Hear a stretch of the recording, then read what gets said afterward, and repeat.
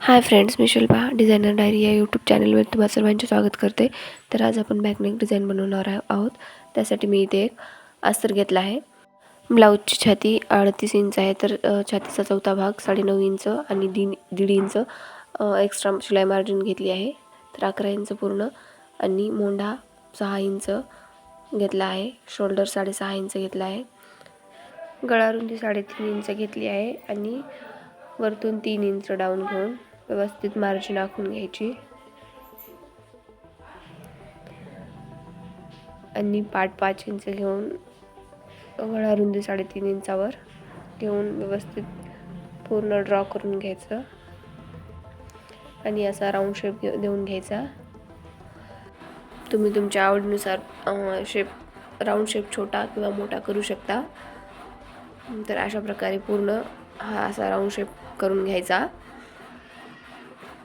अजून तुम्ही चॅनलला सबस्क्राईब केलं नसेल तर प्लीज सबस्क्राईब करा, जेणेकरून नवनवीन नोटिफिकेशन तुमच्यापर्यंत येतील.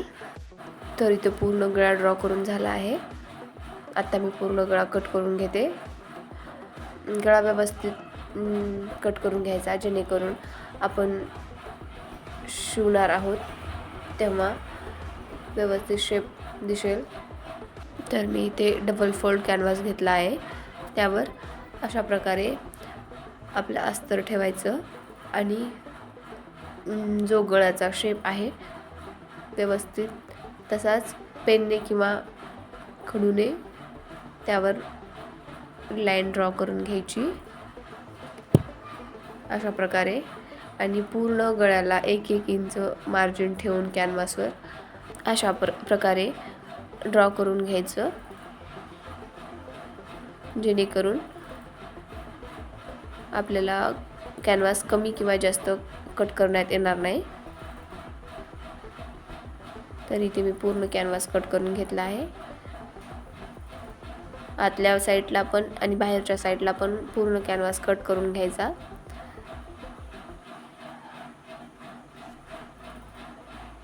तर शेप काही अशा प्रकारे दिसतो. आता अस्तरला कॅनव्हास प्रेसच्या साहाय्याने किंवा शिलाई मारून तुम्ही जोडून घेऊ शकता. तर मी इथे प्रेसच्या साहाय्याने कॅनव्हास अस्तरला जोडून घेतला आहे.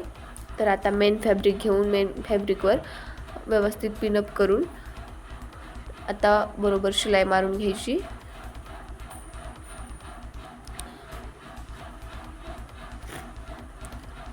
तर व्यवस्थित शिलाई मारून घ्यायची. कॅनव्हासवर 1.5 इंच अंतर ठेवून शिलाई मारून घ्यायची.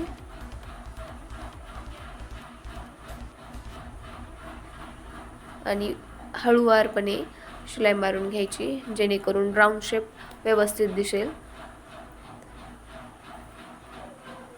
जर आपण फास्टमध्ये शिलाई मारली तर राऊंड शेपला आपल्याला व्यवस्थित शिलाई मारता येणार नाही. त्यामुळे सावकाशपणे शिलाई मारायची.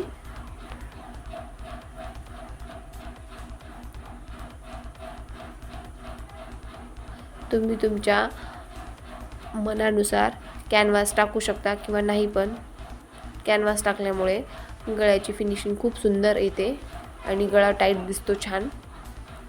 त्यासाठी कॅनव्हास नक्की टाका. तर इथे माझी पूर्ण गळ्याची शिलाई मारून झाली आहे. तर आता बॉटम साईडला 1/2 इंचावर एक शिलाई मारून घ्यायची, जेणेकरून बॉटम साईड कवर होऊन जाईल. पुन्हा आपल्याला कमरपट्टी लावायची गरज पडणार नाही. आणि एक्स्ट्राचा कपडा कट करून घ्यायचा, बॉटम साईडचा पण आणि गळ्याचा पण.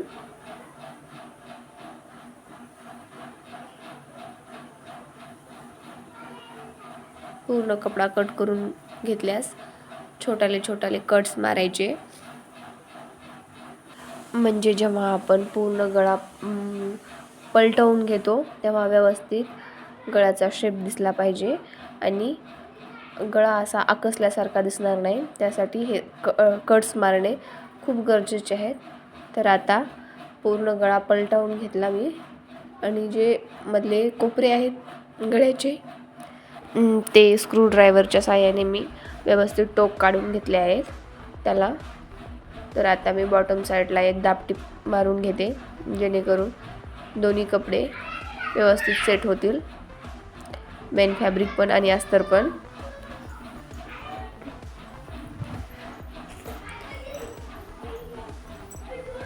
व आता पूर्ण गळ्याला एक दापटीप मारून घ्यायची. दापटीप मारून घेऊ शकता किंवा प्रेस करून घेऊ शकता. तर इथे मी पूर्ण गळ्याला एक दापटीप मारून घेतली आहे.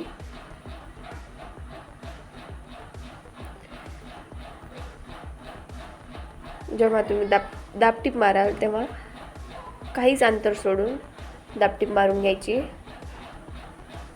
आणि पूर्ण अस्तर आणि मेन फॅब्रिक जोडून घ्यायचं व्यवस्थित शिलाई मारून, जेणेकरून आपण जेव्हा पूर्ण ब्लाऊज शिवतील तेव्हा दोन्ही कपडे वेगवेगळे होणार नाहीत. त्यासाठी हे शिलाई मारणं पण खूप गरजेची आहे. आणि मी एक्स्ट्राचा कपडा कट करून घेतला. इथे मी छोटीशी एक पट्टी शिवून घेतली आहे, जेणेकरून असं बोटनेकच्या मध्ये लावता येईल. कारण एखाद्या वेळेस आपल्याला बोटनेक टाईट होतो, त्यासाठी ही पट्टी व्यवस्थित बसते. अशा प्रकारे मी पट्टी जोडून घेतली आहे.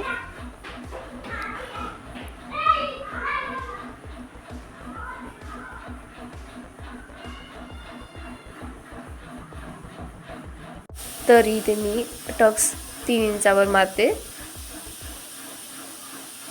रुंदी अर्धा इंच आणि उंची 3 इंचावरती असे टक्स मारून घ्या. तर अशा प्रकारे माझी ब्लाऊज डिझाईन पूर्ण रेडी झाली आहे. तुम्हाला कशी वाटली ते कमेंट करून नक्की सांगा. Bye bye, take care.